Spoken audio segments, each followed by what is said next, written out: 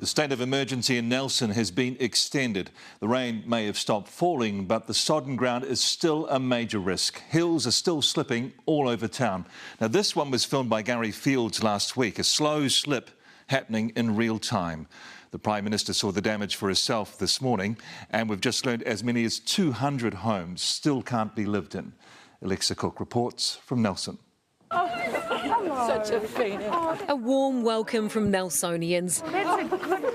The Prime Minister handing out hugs. Come on in. Comforting residents. It means a lot. It means, shows how that she really does care. Talking to locals of all ages. My name's Jacinda. What's your name? To find out how they're faring. Were you here during the flood? Were you here? We stuck together. You stuck together. Before wading through mud. To survey the damage, locals showing her just how high the floodwaters reached. Yeah, there's the water line there. Oh my God. There. That's because the Mai Tai River burst its banks several times last week, flooding dozens of homes, many now uninhabitable. We had some really anxious people, didn't we, coming through. They needed to sit down, they were shaking, they wanted to see their home, but they were afraid of what they were going to find. Finding scenes like this, beloved homes in absolute ruin. You see the scale of the damage and what it's done to people's homes, and it is devastating. But people aren't dwelling on the devastation, they're getting stuck into the clean-up. Starting with dumping muddy belongings and scraping away mud. It's the second big clean-up for the Bygate family after it started raining on Wednesday. Saturday flood came to there and the Thursday flood was there. Turning their backyard into a lake. We were wading through it chest deep, trying to get things higher, and we couldn't shift things fast enough. It's not just flood damage. A major ongoing challenge is slips. Nelson's many slopes falling away right before its residents' eyes. Hundreds so far and counting.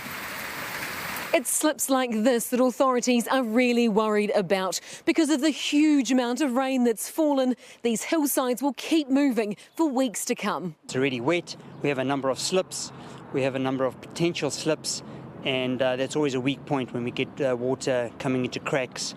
With many people still out of their homes, they're looking at options for long-term accommodation. Prime Minister and I had a very brief conversation earlier today about some of the options that we could consider. This is a region where we do have a number of holiday homes. People hoping the Prime Minister's visit will turn handshakes into housing and help. Well, Alexa, how much extra help has just been announced? Well, the government is coughing up another $200,000 of cash for the Mayoral Relief Fund. And that's going to be split between Nelson, Tasman and Marlborough, which takes the total to $300,000 so far. And that's just as well because the state of emergency has been extended until next Wednesday to recognise the monstrous scale of the damage here in Nelson.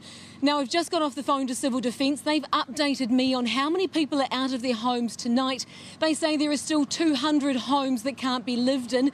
81 of them have yellow stickers and 93 are red stickered, which means there is significant damage. And people are worried there'll be even more damage to come. There is a heavy rain watch in place for this region until later tonight. And that's just the last things that these poor people need while they try and piece their lives back together. Alexa, thanks so much. The main roads linking Nelson and Marlborough remain closed, with slips threatening houses and wiping out access to parts of the Marlborough Sounds. Kaylee Callaghan has just landed in Blenheim after a helicopter flight over the worst hit areas. And Kaylee, how extensive is the damage? Well, Samantha, State Highway 6 and 63 are badly affected here. The townships of Rye Valley and Havelock are completely cut off and they are left on their own there. The only way to get through from Blenheim to Nelson, it'll take you about 7 hours on a detour, and that's if you're lucky. Now, we've just come off that flight, as you say, and we went up into Rye Valley and saw the damage for ourselves up there. There's houses washed out with mountains of mud through them. There are vehicles in the middle of farmland carried there by the wave of water that just came through there. We flew up into the Sounds as well and saw roads out there eaten away at the edge of cliffs. And further along there were farmland and dockland there as well. So it's not just roads that have been washed out, it's private land and dockland as well. and they have just had huge chunks of land taken out of them. There's livestock around that, so you can only imagine that livestock have been caught up in it as well. And it goes to show right across the area here in Marlborough, roads have been affected and hillsides have been affected. It shows just how much water has fallen here and just how big the clean-up job is. We saw cribs and holiday houses with slips right near them and mountains of mud through them as well, so in areas that people didn't know yet. But we just got off the plane, helicopter with Minister McAnulty, and he described just how shocking it was to see. Thanks so much. In the far north, Waka Kotahi is warning State Highway 1 is likely to be closed through the Mangamuka Gorge for some time. The closure follows the damaging rain event in the area last week. It's not yet known how long it will be closed, with the Transport Agency saying geotechnical engineers have yet to do detailed assessments of all the damaged sites. Even with fine weather in the region over the past 2 days, parts of the road and nearby hillsides continue to move.